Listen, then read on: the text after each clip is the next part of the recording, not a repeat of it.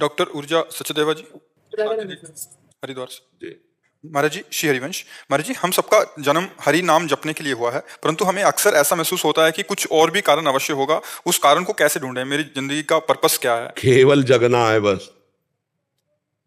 स्वप्न का जो दुख सुख है वो केवल जगने से जाएगा। ना आप स्त्री हो, न यहां कोई पुरुष है, न यहां कोई कर्तव्य है।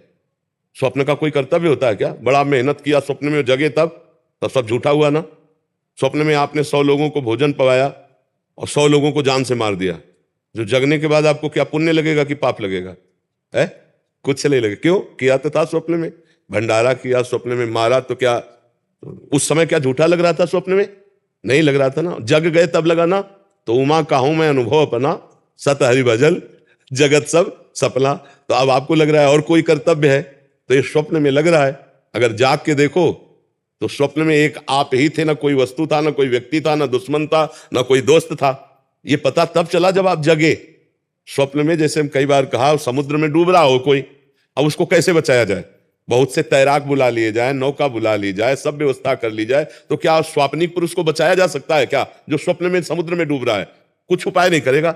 उपाय एक करेगा, उसको पकड़ के जगा दो। ना एक बूंद पानी है, ना वो डूब रहा है, ना कोई परेशानी है। समझ रहे हैं ना? लेकिन उस समय उसको परेशानी है जब डूब रहा है। जब बिना जगे उसको ये दुख से दूर नहीं किया जा सकता। ऐसे ही हम लोग अपने को स्त्री मान लिए, पुरुष मान लिए, ये स्वप्न है। अब हमारा कर्तव्य बन गया कि पति की सेवा, पत्नी की सेवा, पुत्र की सेवा, सब। अब ये पूरा स्वप्न चल रहा है। और जब आखिरी में यहां से तो ना कोई पति, ना कोई पुत्र, ना कोई कुछ, जीव अकेला उड़ा। दुनिया में लाखों का मेला जुड़ा, हंसा जब जब उड़ा। तो अब तो क्या कर्तव्य था? अब वो भूल करके फिर नाना प्रकार की माया का चिंतन करके अगले जन्म की व्यवस्था कर ली। हमारा तो उद्देश्य ये है कि अपने कर्तव्य का पालन करो स्वांग की तरह। स्वांग में जैसे नहीं, थोड़ी देर के लिए आप किसी की पत्नी बने, या थोड़ी देर के लिए आप मित्र बने, थोड़ी देर के लिए आप जो भी बने, तो बढ़िया स्वांग करते हैं ना, तो डायरेक्टर इनाम देता है, पैसा देता है। ऐसे हमें भगवान ने एक स्वांग भेजा है। मान लो हमें गुरु का स्वांग दिया, किसी को शिष्य का स्वांग दिया, किसी को प्रश्नकर्ता का, किसी को उत्तर देने का, बहुत से स्वांग है। तो अपने स्वांग को अच्छी तरह निभाओ, लेकिन स्वांग को स्वांग रहने दो, नाटक को नाटक रहने दो, रोल को रोल रहने दो। अगर आप जो 1 घंटा किसी की पत्नी बनी स्वांग में, और इसके पीछे, तो आप उससे यही कहो कि मर्यादा में रहना।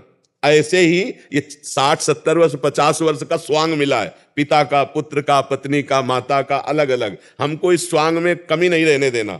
जो स्वांग है उसको यथावत करना है। पर यह ध्यान रखना है, स्वांग करने वाले को याद रहता है कि मैं ये सब कुछ नहीं हूं, मैं कुछ और हूं, केवल ये थोड़ी देर मंच पर मैं कर रहा हूं। तो जगत नाटक वही भवा, इस संसार रूपी मंच में हमें जो स्वांग मिला है वो हम करें, पर हम ये याद रखें कि मैं स्वांग नहीं हूं, मैं सत्य सच्चिदानंद का स्वरूप हूं, न स्त्री हूं, न पुरुष हूं। पर अब ये बिना जाने अगर स्वांग में फंस गए तो अगला स्वांग तैयार है।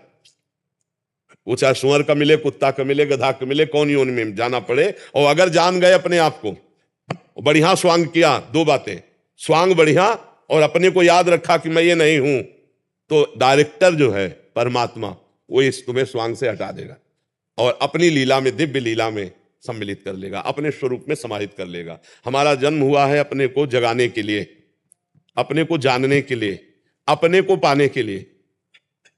हम पराये में फंसे हैं। ये शरीर अपना नहीं है, ये मन अपना नहीं है, ये इंद्रिया अपना नहीं है, जगत के संबंध अपने नहीं। हमारा पूरा जीवन पराये पे जा रहा है, अपने पे नहीं। हम अपने को पाने के लिए, अपने को जानने के लिए, अपने आनंद के लिए हमारा जन्म हुआ है। अब हम शरीर आनंद को अपना मान रहे हैं, रुपए के आनंद को अपना मान रहे हैं, नाना प्रकार के रिश्ते भोगों के, तो पर में फंस गए ना, प्रकृति में फंस गए ना। मना कष्टान इंद्रियाणी प्रकृति स्थान का, अब इसी से जीतना है। अब मन की देखो तो ये बहुत चाहते हैं, सबसे बड़ी चाहत है कि कोई हमें प्यार करे। सब जीव में, पशु पक्षी में, सबके अंदर, क्योंकि भगवत अंश है ना, तो प्रेम स्वरूप है ना, तो लगता है कोई मुझे प्यार करे। और वो मुझे जो लगता है वो शरीर को लेके है, देखना, शरीर को लेकर है। कोई मेरा ऐसा साथी हो जो आजीवन केवल मुझे प्यार करे और मैं कभी मरूं ना। देखो हमारी जो चाहते हैं, मेरे को कोई प्यार करे, मेरा साथी ऐसा हो जो कभी बिछुड़े ना, और मैं कभी मरूं ना। 3 बातों पर ध्यान देना। जो जिस डिपार्टमेंट में जहां है वो सबसे बड़ा बनना चाहता है, यही भगवान का स्वरूप है, क्योंकि सबसे बड़े भगवान है, मरुना अविनाशी भगवान है। प्रेम करे कोई, भगवान प्रेम समुद्र है।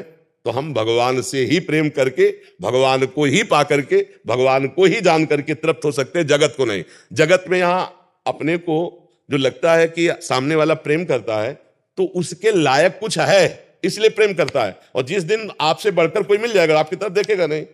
जिस दिन आपके पास जो देख रहा है वो नहीं होगा तो उस दिन वो आपसे प्रेम नहीं करेगा। लेकिन सब त्याग दे तो भी भगवान कभी अपने जन का त्याग नहीं करते। प्रेम का निर्वाह तो सिर्फ भगवान करते हैं। जगत में तो रोना पड़ेगा और ठोकरें लगेंगी, यहां कोई किसी को प्यार नहीं करता। जब तक स्वार्थ की पूर्ति तब तक प्यार नहीं त्याग। क्यों ऐसा लगता है कि हम बाबा जी, हम ही को लगता है? आप सही बताओ, संसार में सबको एक प्रेम की भूख है, वो किससे पूर्ण हो रही है? आप देखो, बोला कहीं प्रेम की पूर्ति हो पा रही क्या?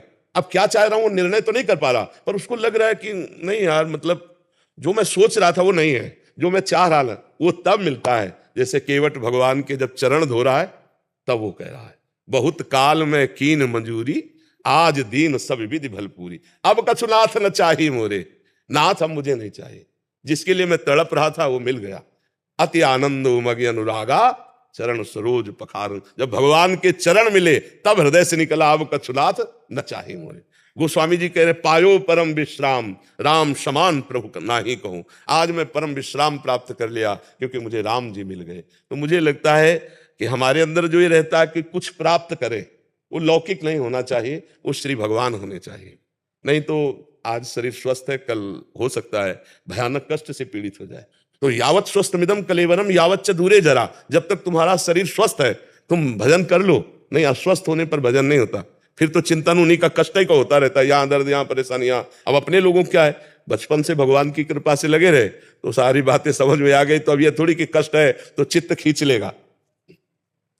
जैसे तुम्हारे शरीर में कष्ट हो और मुझे पता हो, ऐसे मेरे शरीर के कष्ट का उतना ही है जितना तुम्हारे शरीर के कष्ट का पता हो, तो लगेगा नहीं मेरे बड़ा कष्ट है, बस ऐसे ही लगता है। और हर समय आनंद रहता है। अगर भगवान से न जुड़े होते तो दुर्गति हो जाती। इसलिए हम सबसे प्रार्थना करते हैं, अभी शरीर स्वस्थ है, जितना बने उतना नाम जप कर लो, और इतना तो ज्ञान प्राप्त ही कर लो कि ये शरीर टिकेगा नहीं।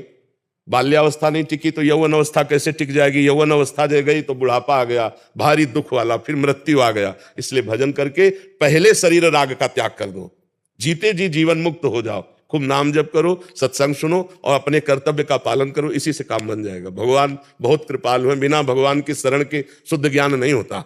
सोई जाने जे देह जनाई, जानत तुम्हें तुम्हें हो जाए। भगवान से प्यार करो, भगवान का नाम जप करो, उन्हीं की शरण में रहो।